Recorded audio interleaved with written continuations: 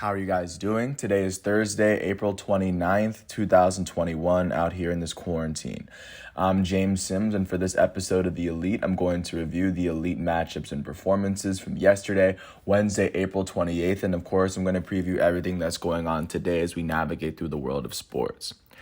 Starting off yesterday with the primetime matchups and, of course, getting started with the NBA because the NBA is close to being over.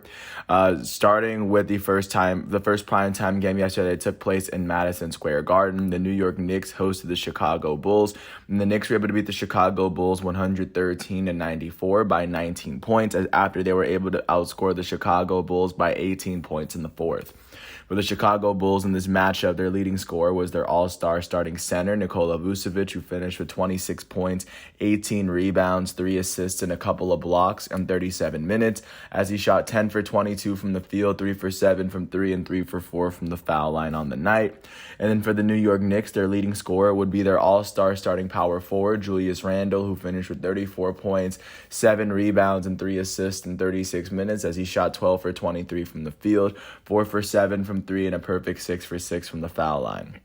Alongside him in their starting lineup, their starting shooting guard, RJ Barrett, would finish with 22 points, 7 rebounds, 6 assists, and a couple of steals in 42 minutes, as he shot 9 for 15 from the field, 3 for 5 from 3, and 1 for 2 from the foul line. With this win, the New York Knicks are now 35-28. That is the fourth best record in the Eastern Conference, as they have won 9 of their last 10 games. In the Eastern Conference playoff picture, they now sit 4 games behind the third-place Milwaukee Bucks, and they now sit a game ahead of the fifth-place Atlanta Hawks as they trail the first-place Brooklyn Nets by 7.5 games in the Eastern Conference. With this loss, the Chicago Bulls are now 26-36. They are tied with the Toronto Raptors for the fourth worst record in the Eastern Conference, as the Bulls have now lost 6 of their last 10 games. They currently sit 4 games outside of the Eastern Conference playoff picture behind the 8th-place Charlotte Hornets, and they now sit 16 total games behind the first-place Brooklyn Nets in the Eastern Conference, just to give you a look at what that's looking like. Jumping out to the other game that made it to ESPN last night, the Phoenix Suns hosted the Los Angeles Clippers.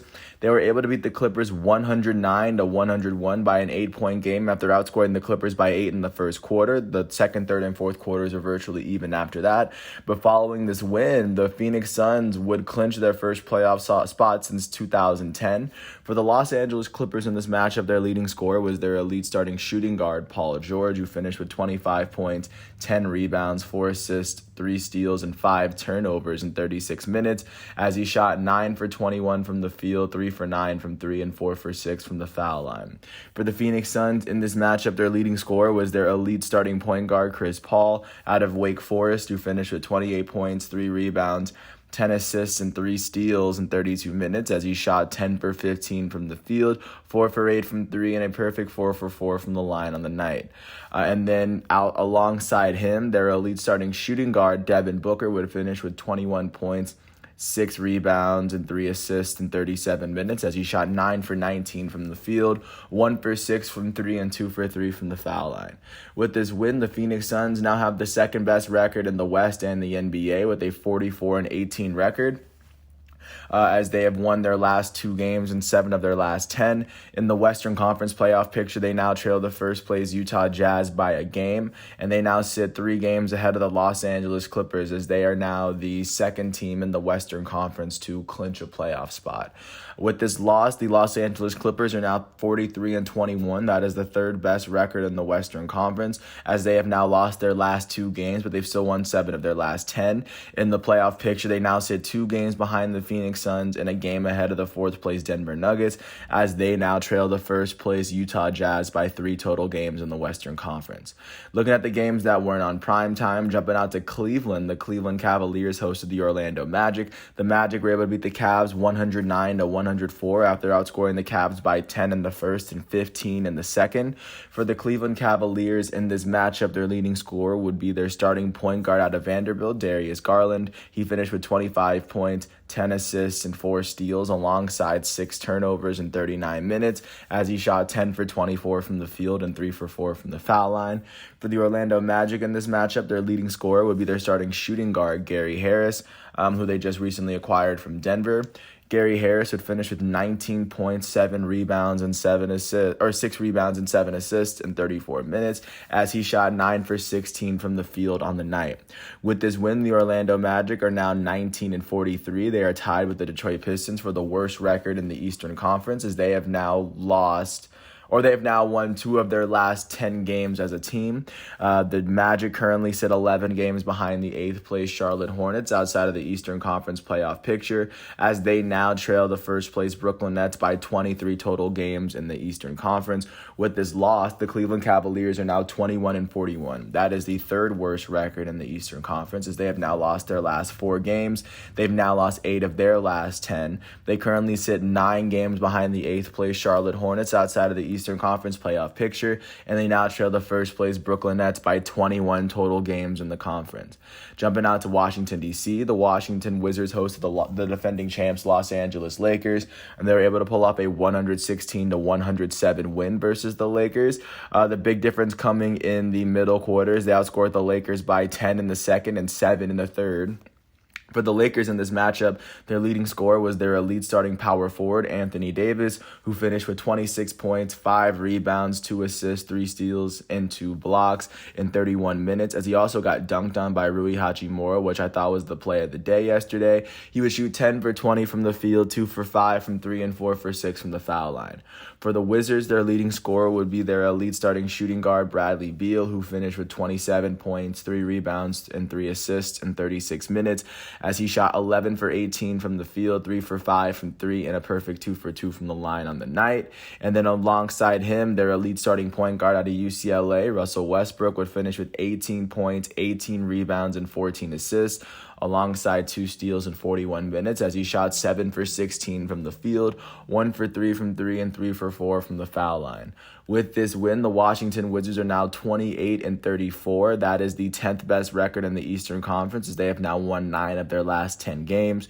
They currently sit 2 games behind the 8th place Charlotte Hornets outside of the Eastern Conference playoff picture, as they currently trail the first place Brooklyn Nets by 14 total games in the conference. With this loss, the defending champs are now 36-26. That is the 5th best record in the Western Conference, as they have now lost 6 of their last 10 games.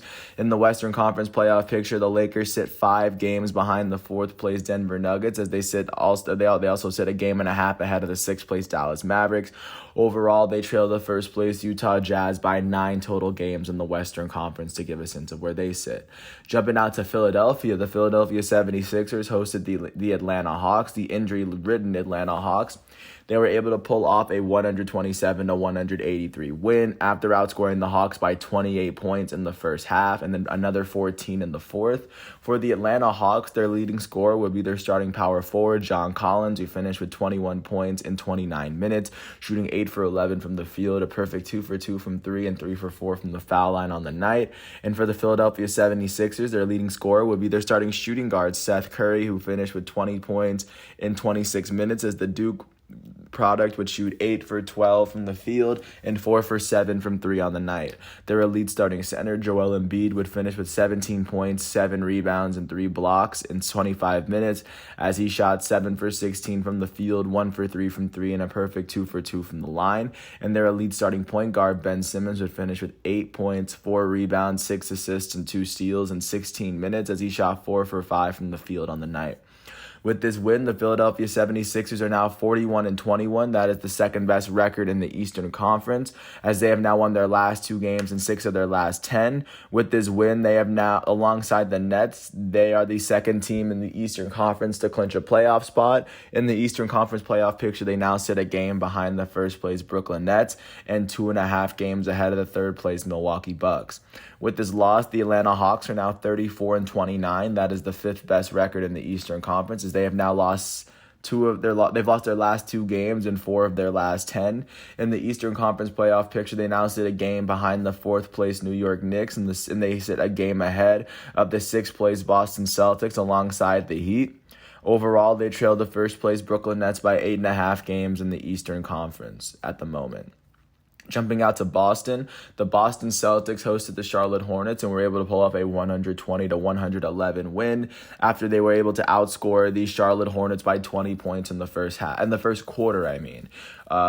For the Charlotte Hornets in this matchup, their leading scorer would be their starting point guard Devontae Graham out of Kansas, who would finish with 25 points, 5 rebounds, 7 assists, and 2 blocks in 39 minutes as he shot 7 for 19 from the field, 5 for 12 from 3, and 6 for 9 from the foul line. For the Boston Celtics, their leading scorer and the top NBA performer on the night would be their all-star shooting guard out of Cal, Jaylen Brown, who finished with 38 points, 7 rebounds, and 4 assists in 37 minutes as he shot 13 for 23 from the field, 7 for 13 from 3, and 5 for 6 from the foul line. Alongside him, their elite starting small forward, Jason Tatum, would finish with 35 points, 8 rebounds, and 8 assists in 41 minutes as Tatum shot 12 for 23 from the field, 4 for 10 from 3, and 7 for 8 from the foul line.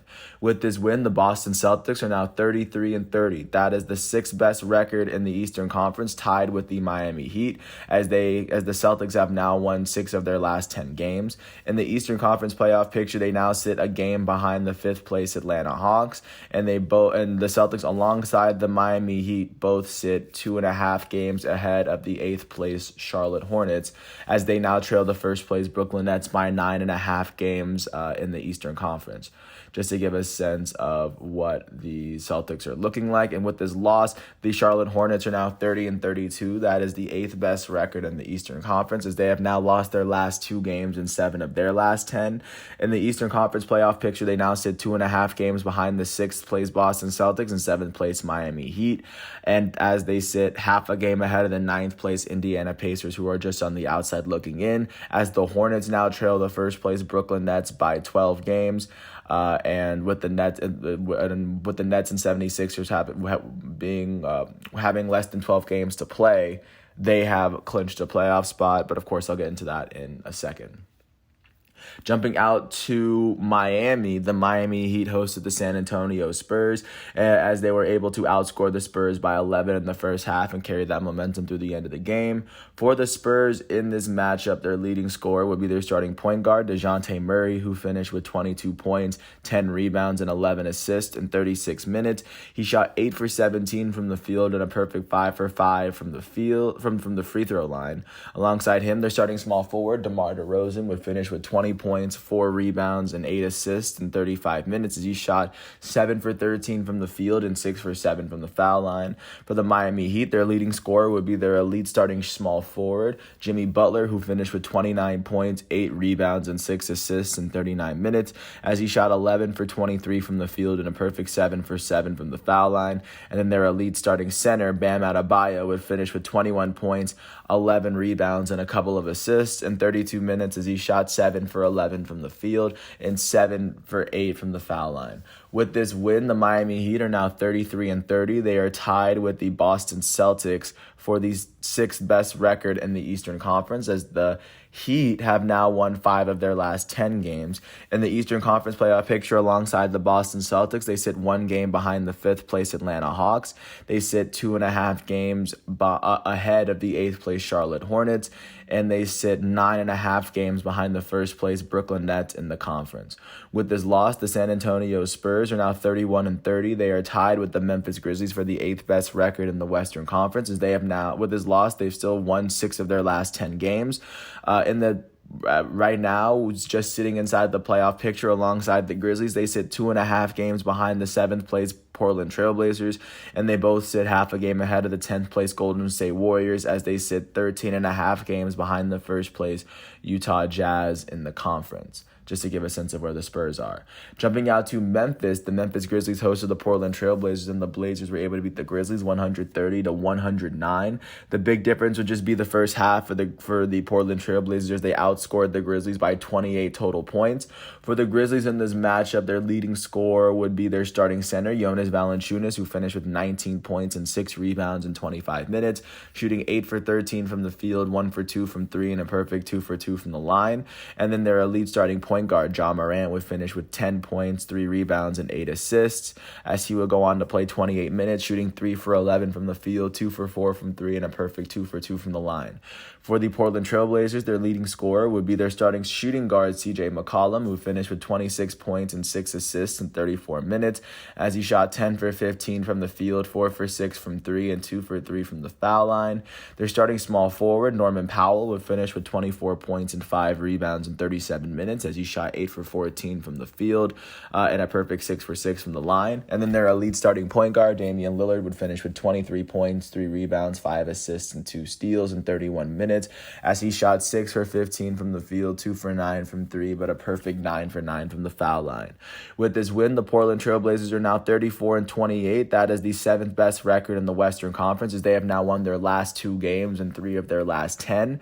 In the Western Conference playoff picture, they now sit half a game behind the 6th place Dallas Mavericks, and they sit 2.5 games ahead of the 8th place Memphis Grizzlies and San Antonio Spurs.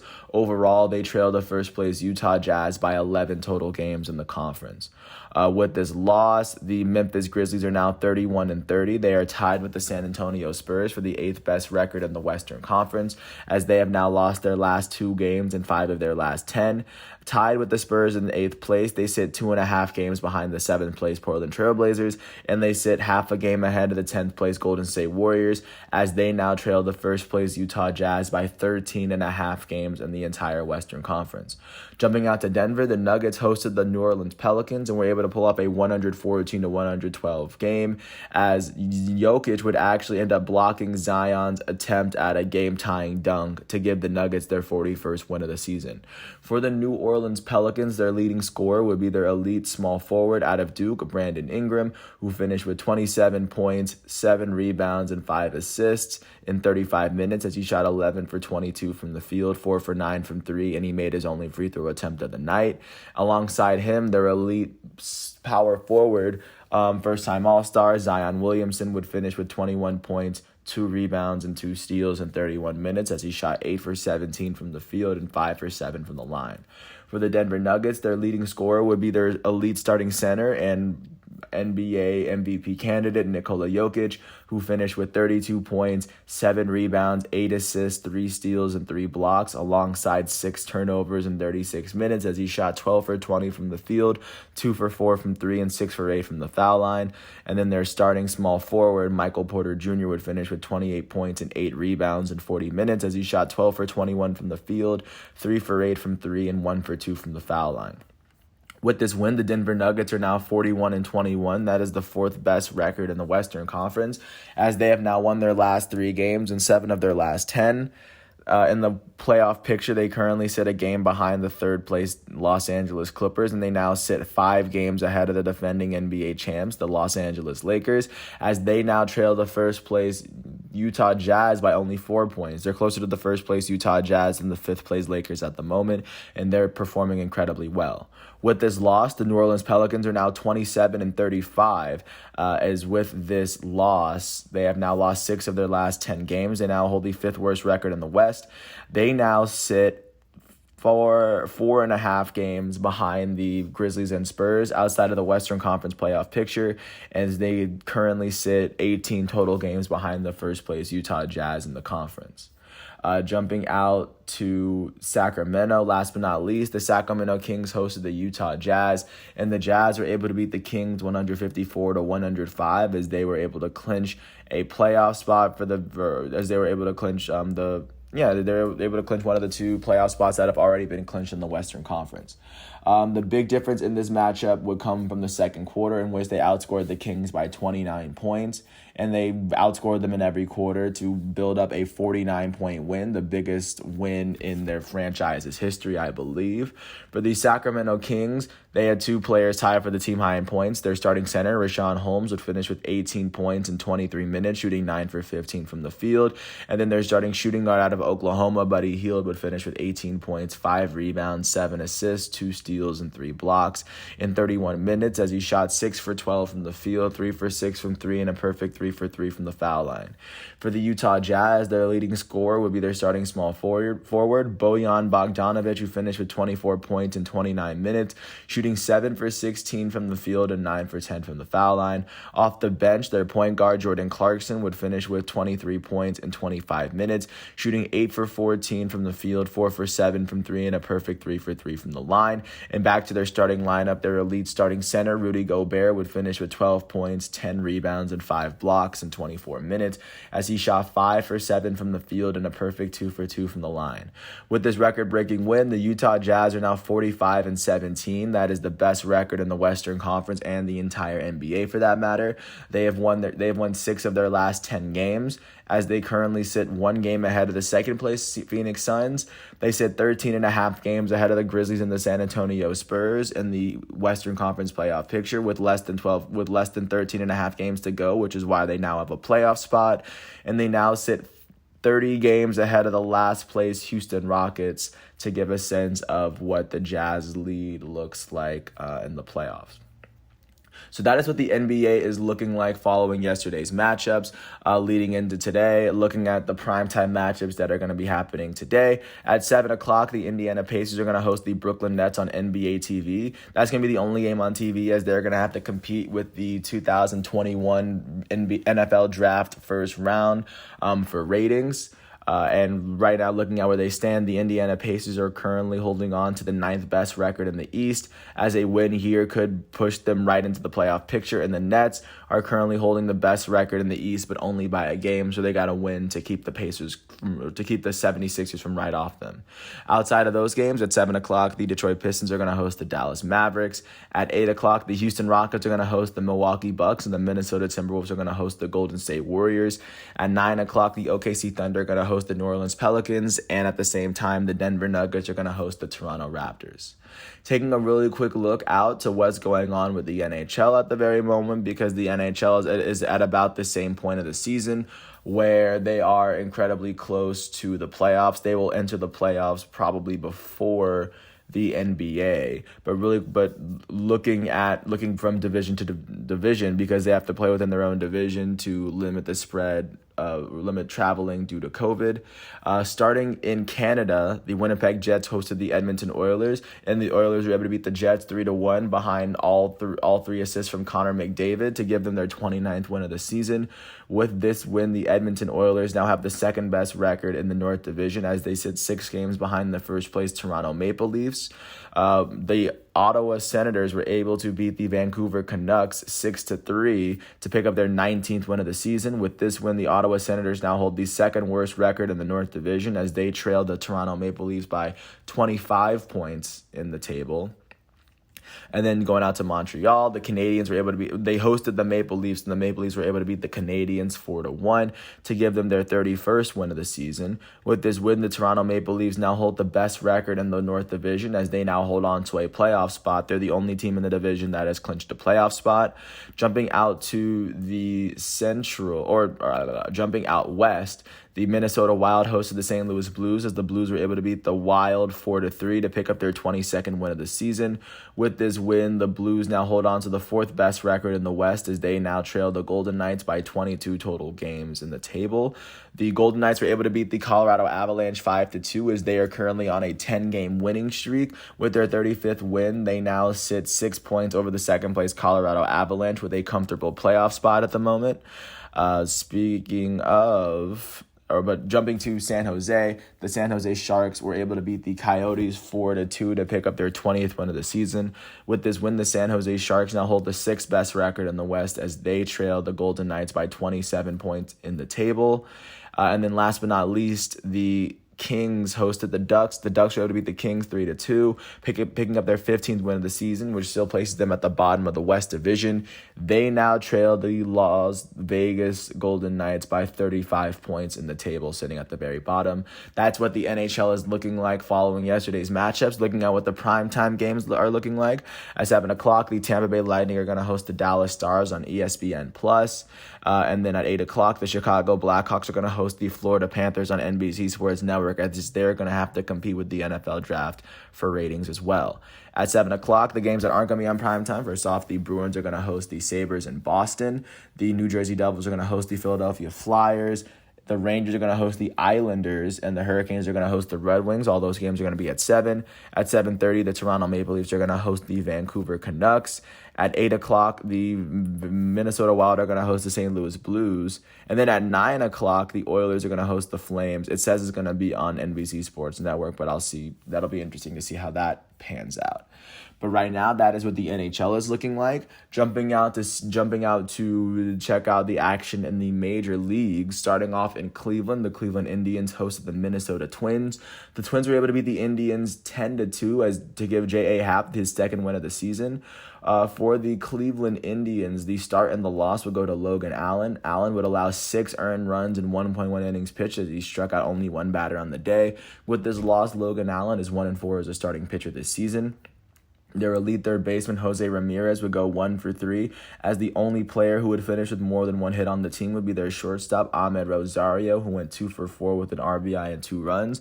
Rosario hit his second home run of the season yesterday. For the Minnesota Twins, the start and the win would go to J.A. Happ, who would allow 2 earned runs in 7 innings pitched as he struck out 3 on the day.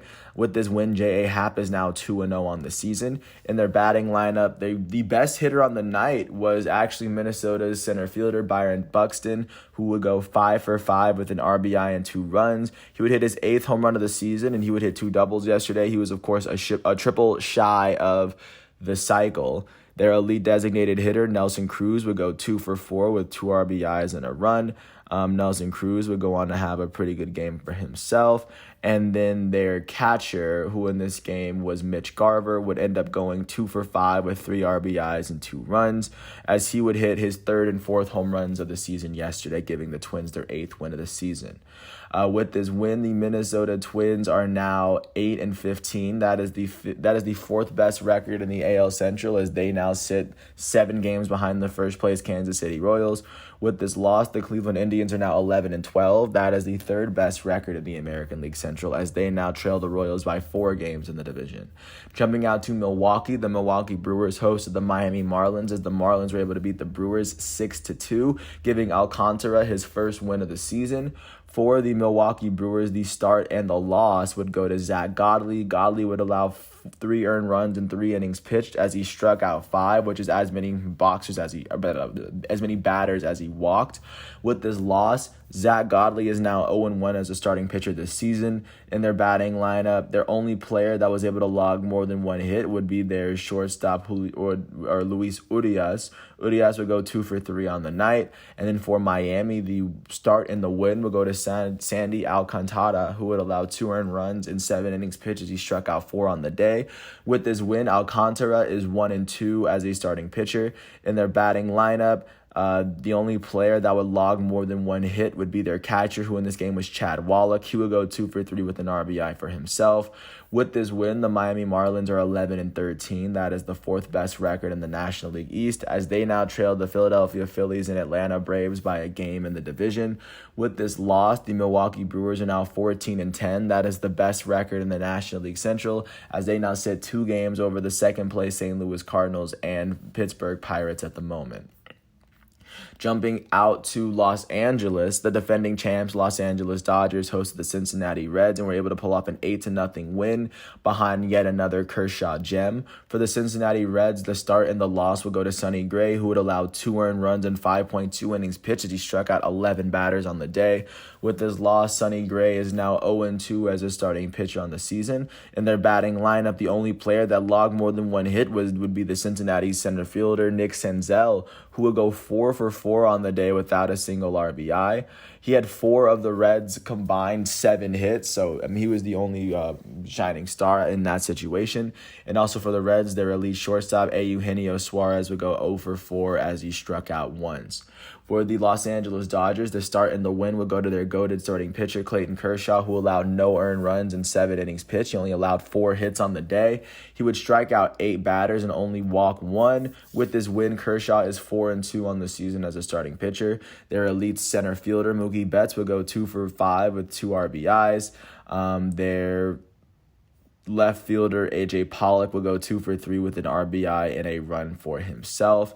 And with this win, the defending champs Los Angeles Dodgers are now 16-19. They are now tied with the San Francisco Giants for the best record in the National League West, as both these teams now sit 2.5 games ahead of the third place San Diego Padres.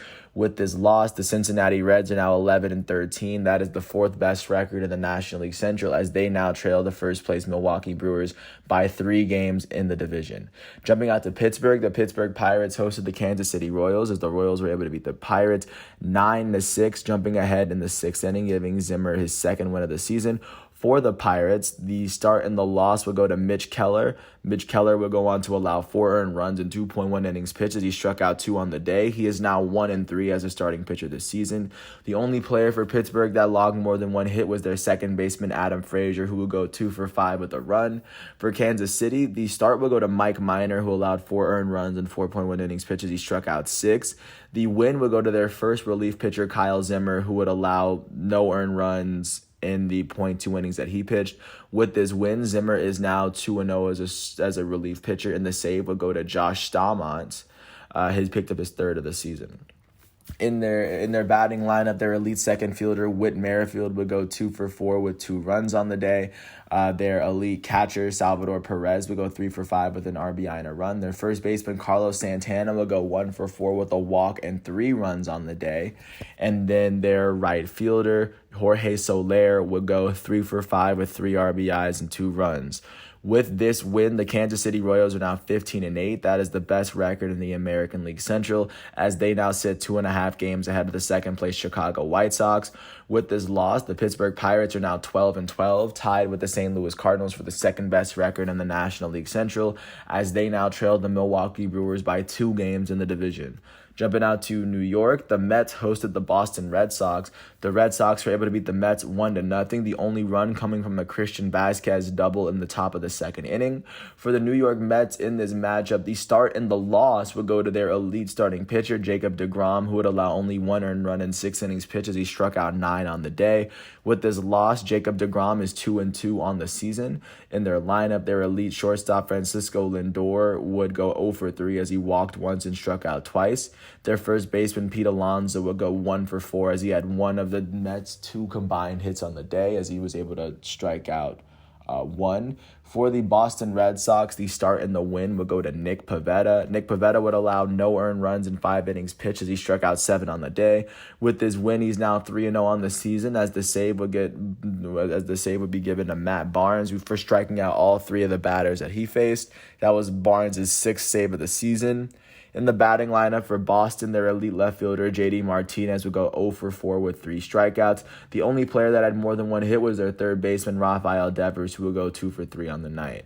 With this win, the Boston Red Sox are now 16-9. That is the best record in the American League East, as they now sit 3 games ahead of the second place Tampa Bay Rays. With this loss, the New York Mets are now 9-10. That is the third best record in the National League East, as they now trail the Philadelphia Phillies and Atlanta Braves by half a game in the division.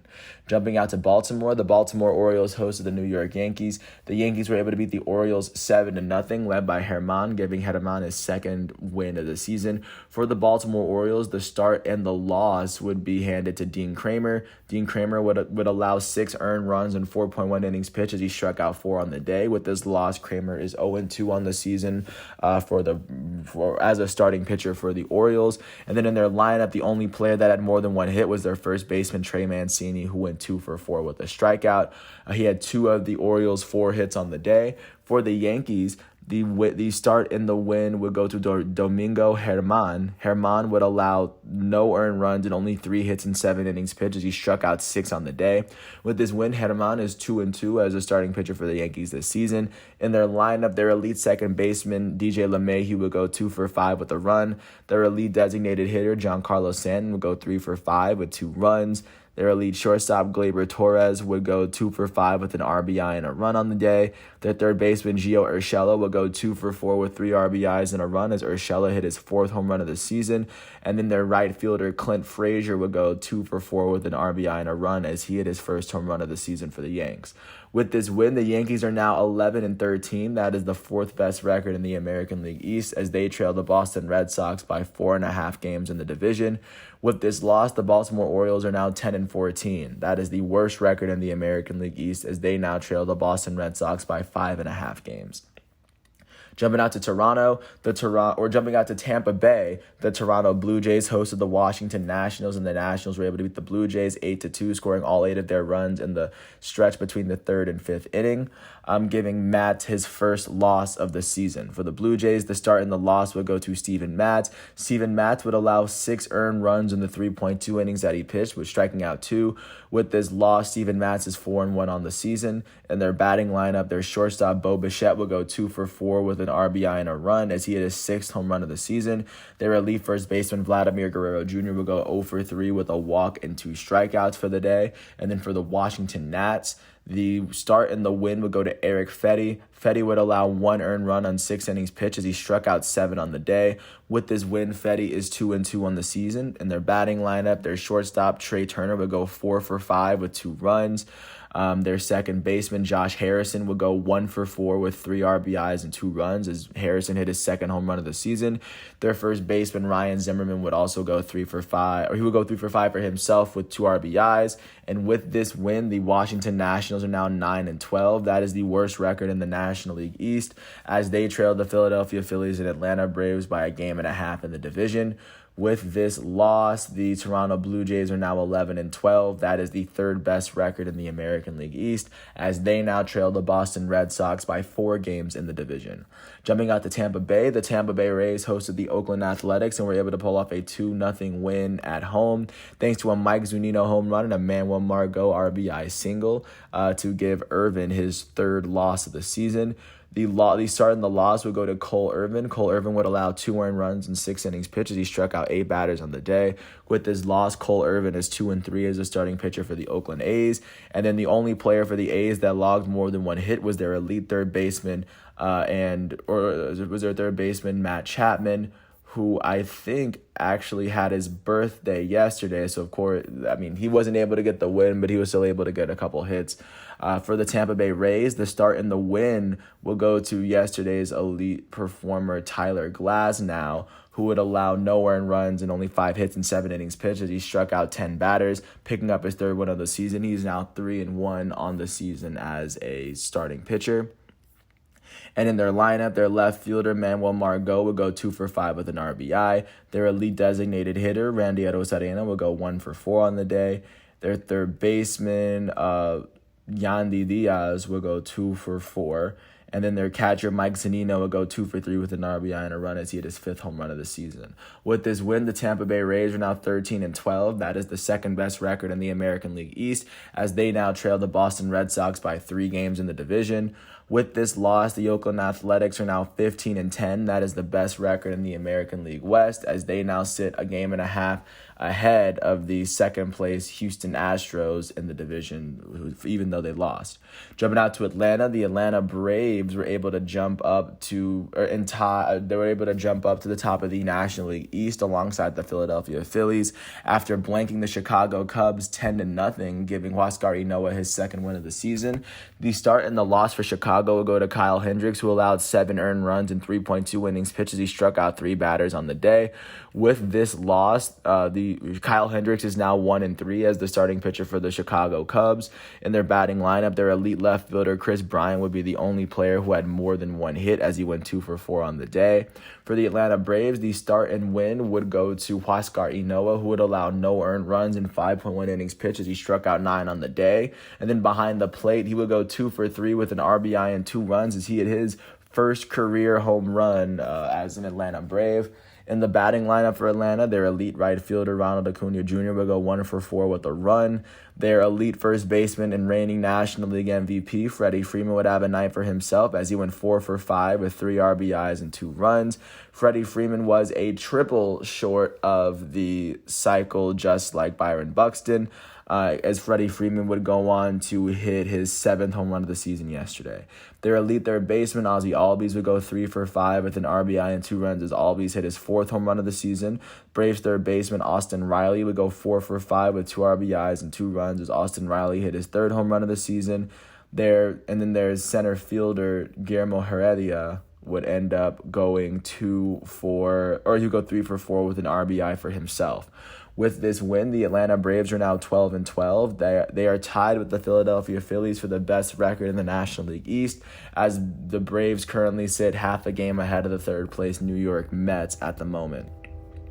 And then with this loss, the Chicago Cubs are now 10-14. That is the worst record in the National League Central, as they currently trail the Milwaukee Brewers by 4 games in the division. Jumping out to St. Louis, the St. Louis Cardinals hosted the Philadelphia Phillies. The Phillies were able to beat the Cardinals 5-3, giving Kinsler his first win of the season in relief. For the St. Louis Cardinals, the start would end up going to Johan Oviedo, who would allow 3 earned runs in 5 innings pitched as he struck out 7. He wouldn't get the decision. The loss would go to the first relief pitcher, Genesis Cabrera. Cabrera would allow 1 earned run, not allowing a single hit. Not getting a single player out, as he is now 0-1 as a relief pitcher. In their batting lineup, their second baseman, Tommy Edman, will go 2 for 4. Their elite first baseman, Paul Goldschmidt, will go 1 for 3 with an RBI and a run, as Goldschmidt hit his 3rd home run of the season. Their elite third baseman, Nolan Arenado, will go 1 for 4 with a strikeout for himself. Their left fielder, Tyler O'Neill, will go 3 for 4 with 2 RBIs and a run for himself. And looking at how the Philadelphia Phillies fared, Vince Velasquez will get the start. He allowed 3 earned runs in 4.1 innings pitched as he struck out 5. And the win would go to their first relief pitcher, Brandon Kinsler. Kinsler would allow no earned runs in the 1.2 inning that he pitched, and he's now 1-0 as a relief pitcher, as Hector Neris would pick up his 5th save of the season for Philadelphia. In their batting lineup, no one on the team was able to get more than 1 hit. Their third baseman, Brad Miller, would go 1 for 3 with 2 RBIs and a run, as he finished with his 2nd home run of the day. And then their elite right fielder, Bryce Harper, would go 0 for 2 as he struck out and eventually got subbed out. With this win, the Philadelphia Phillies are now 12-2, tied with the Atlanta Braves for the best record in the division, as they both sit half a game over the third place New York Mets. With this loss, the St. Louis Cardinals have the same record at 12-12. They are tied for the second best record in the National League Central with the Pittsburgh Pirates, as they now sit 2 games behind the first place Milwaukee Brewers at the moment. Jumping out to Dallas, the Texas Rangers hosted the Los Angeles Angels, as the Angels were able to beat the Rangers 4-3, as they scored all 4 of their runs in the first inning of the game. For the Texas Rangers, the start and the loss would go to Dane Dunning, who allowed 4 earned runs in 5 innings pitched as he struck out 6 on the day.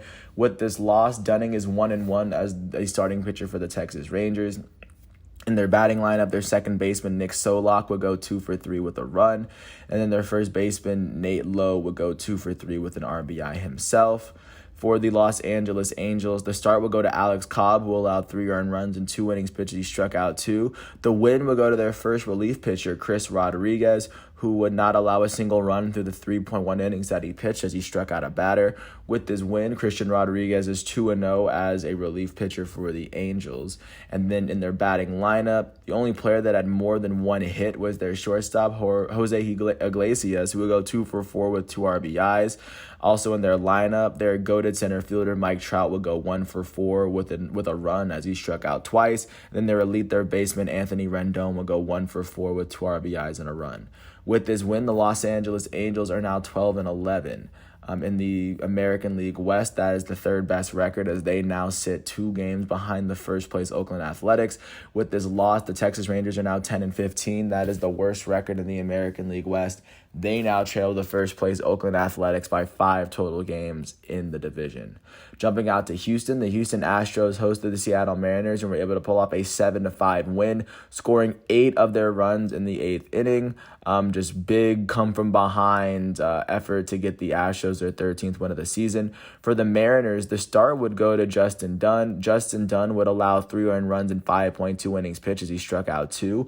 He wouldn't get the decision. The loss and the blown save would would be attached to the relief pitcher Rafael Montero, who would he allowed 2 earned runs in the .2 innings that he pitched. He is now 2-1 as a relief pitcher on the season.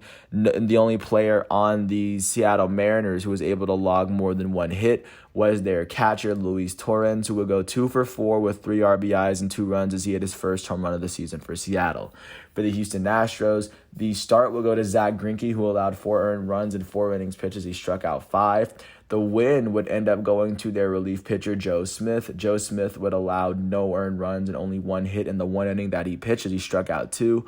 With this win, Joe Smith is 1-0 as a relief pitcher for the Astros, and the first save of the season for Ryan Stanek for the Astros this season as well. And then in their batting lineup, their elite second fielder, Jose Altuve, would go 0 for 4 with an RBI. Their elite third baseman, Alex Bregman, will go 0 for 4. Their first baseman, Yuli Gurriel, will go 2 for 4 with a run. And then their center fielder, Miles Straw, will go 2 for 2 with an RBI. With this win, the Houston Astros are now 13-11. That is the second best record in the American League West, as they sit a game and a half behind the first place Oakland Athletics. With this loss, the Seattle Mariners are now 13-12.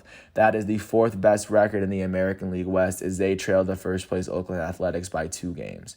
Jumping out to Phoenix, the Arizona Diamondbacks hosted the San Diego Padres, and the Padres were able to mollywop the Diamondbacks, winning this game 12-3. For the Diamondbacks in this matchup, the start and the loss would end up going to Riley Smith. Smith would allow 3 earned runs in 4 innings pitched, as he was unable to strike out a single batter on the day. With this loss, Smith is 1-1 as a starting pitcher for the Arizona Diamondbacks on the season. In their lineup, their left fielder, David Peralta, will go 2 for 3 on the day, and their shortstop, Nick Ahmed, will go 2 for 4 with 2 RBIs on the day, 2 of the 3 RBIs. For the San Diego Padres, the start would end up going to Ryan Weathers, who only was able to he was unable to log a run. He did not allow a run in the 1 inning that he pitched. He would get subbed out. The win will go to their second relief pitcher, who in this game was Aaron Northcraft. Aaron Northcraft would allow only 1 earned run in 1 inning pitched, but of course the Padres started scoring after he pitched, so the Padres were able to pick up the win. With this win, the San Diego Padres are now 14-12. That is the 3rd best record in the National League, as they trail the San Francisco Giants and Los Angeles Dodgers by 2.5 games in the division. With this loss, the Arizona Diamondbacks are 12-12. That is the 4th best record in the National League West, as they now trail the Giants and Dodgers by 3.5 games in the division. Last but not least, jumping out to San Francisco, the San Francisco Giants hosted the Colorado Rockies and were able to pull off a 7-3 win, giving Alex Wood his 3rd win of the season. For the Colorado Rockies, the start and the loss would go to German Marquez. Marquez would allow 4 earned runs in 4 innings pitched as he struck out 5 on the day. With this loss, he is now 1-2 as the starting pitcher for the Colorado Rockies. No one on the team was able to log more than 1 hit, as their elite right fielder, Charlie Blackmon, would go 1 for 3 with a walk on the day. For the San Francisco Giants, the win would go to Alex Wood, who would allow 2 earned runs in 6 innings pitched as he struck out 9 on the day. With this win, Alex Wood is 3-0 as a starting pitcher for the San Francisco Giants. In their batting lineup, Alex Dickerson would go 2 for 4 with a run on the day, and then their center fielder, Mike Tauchman, will lead the team in hits. He went 3 for 4 with an RBI and a run on the day. With this win, the San Francisco Giants are 16-9, tied with the Los Angeles Dodgers for the best record in the division. And with this loss, the Colorado Rockies are 9-5. They hold the worst record in the National League West, as they now sit 6.5 games behind the Giants and the Dodgers. But right now, that is what the MLB is looking like following these matchups. Looking out to what the games are going to be looking like today, starting with the prime time, because we are entering Thursday, which is the end of a lot of these series. Starting off at 7:20, Bryce Wilson and the Atlanta Braves are going to host Adbert Alzolay and the Chicago Cubs on MLB Network. At 7:40, Eric Lauer and the Milwaukee Brewers are going to host the Los Angeles Dodgers, led by their elite starting pitcher Trevor Bauer, looking to pick up his 4th win. That game will be on ESPN+. Outside of that, there will also be a doubleheader in Chicago as the White Sox take on the Detroit Tigers. The first game will be at 5:10. The second game will be at 8:10. Outside of those games, at 105, Jorge Lopez and the Baltimore Orioles are going to host Jordan Montgomery and the New York Yankees. At 110, Shane McClanahan and the Tampa Bay Rays are going to host Chris Bassett and the Oakland Athletics. At 115, Kwang Hyun Kim and the St. Louis Cardinals are going to host Aaron Nola and the Philadelphia Phillies. At 210, Luis Garcia and the Houston Astros are going to host Yusei Kikuchi and the Seattle Mariners. At 8:05, Kyle Gibson and the Texas Rangers are going to host Martin Perez and the Boston Red Sox. And last but not least, at 9:40, Luke Weaver and the Arizona Diamondbacks are going to host Antonio Senzatella and the Colorado Rockies. That game will be at 9:40. That is what the MLB is looking like at the very moment. And really quickly looking out to see what's going on in the world of soccer. Yesterday was the second matchup for the first leg of the UEFA Champions League semifinal. This matchup would take place between Paris Saint-Germain, the team that beat the reigning Champions League winners Bayern, and they would face off against Manchester City, who made it through their last round pretty easily. In this matchup, PSG would actually get the first goal of the game off of a header from their captain Marquinhos. And then Manchester City would eventually tie it up off of an amazing kick from Kevin De Bruyne that looked as though it was going to be set up for a pass, but eventually it bounced right into the net. It was a pretty embarrassing moment for Keylor Navas. And then they would get a set-piece kick from Riyad Mahrez, which I think was the best play of the night, which actually put Manchester City ahead and to help give them the edge over PSG. And this, of course, Man City after coming off of their quarterfinal win against Dortmund. But that is the only matchup yesterday that really kind of carried some weight. As they will go into the second leg, Manchester City will carry the 2-1 advantage as they will host PSG, as they now have 2 away goals, which means PSG have to score a good amount of goals in order to win in Manchester. Regardless, looking out to what's going on today. Today will be the first leg semifinal matchups in Europa League. Manchester United will host AS Roma, and Villarreal from Spain is going to host Arsenal. Both those games are going to be at 3 o'clock. That looks to be quite the doubleheader. And then at 1 o'clock, Barcelona is going to host Granada. That's the only other game that isn't Europa League that carries weight. Barcelona currently sits third in the table in La Liga. A win here could temporarily put them in first place in La Liga for the first time all season. So of course, this game is probably going to be this is probably their biggest game of the year. Once they take advantage, if they take advantage here, then the pressure is going to be on the other teams to catch up. But right now, that is what soccer is looking like that is what the world of sports is looking like today, leading into Thursday, April 29th, the day of the 2021 NFL Draft. There's a lot going on today. I want to thank everyone for listening to all 51 minutes of my piece. I'm James Sims. This is The Elite. And once all of today's exhibitions and matchups are done, I will come to you tomorrow on Friday, April 30th, 2021 for my next episode of The Elite. Thanks once again for listening to my piece, and peace out. I'll catch you tomorrow.